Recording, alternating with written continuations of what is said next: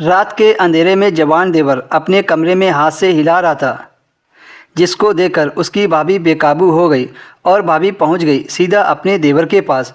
चढ़ती जवानी और हवस की यह कहानी 22 साल की नीतू की है।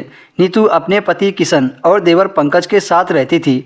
नीतू के सास ससुर की पहले ही मृत्यु हो गई थी। उसके ससुराल में केवल उसका पति और देवर ही थे। नीतू के देवर की उम्र अभी 17 साल की थी। वह दिन भर अपने पति किशन के साथ खेतों में उनका हाथ बटाता था। धीरे धीरे वह खेती के बारे में अच्छे से जानने लगा था।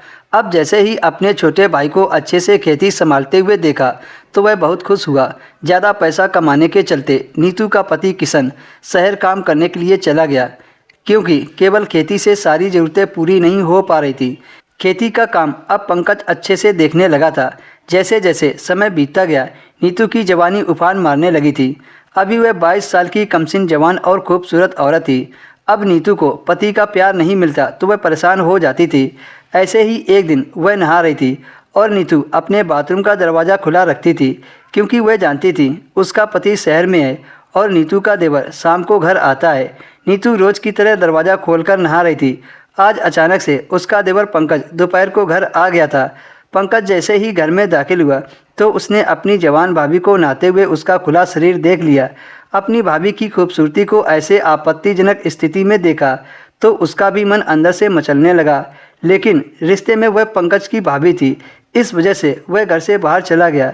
जब शाम को पंकज वापस घर आया और खाना खाकर अपने बिस्तर पर सोने चला गया, क्योंकि वह अपनी भाभी से नज़रें नहीं मिला पा रहा था।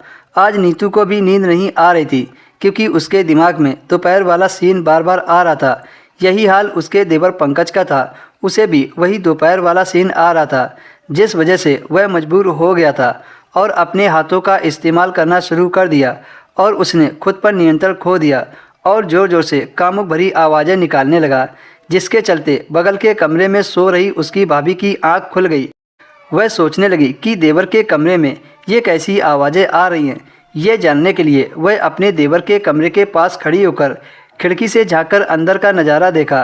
कुछ देर बाद नीतू भी बेकाबू होने लगी और अपने ऊपर कंट्रोल नहीं कर पाई। वह तुरंत कमरे में घुस गई। फिर क्या था, जैसे नीतू अपने देवर के पास पहुंची, बिना कुछ बोले अपने देवर के बाहों में चली गई। चूमने व प्यार करने लगी।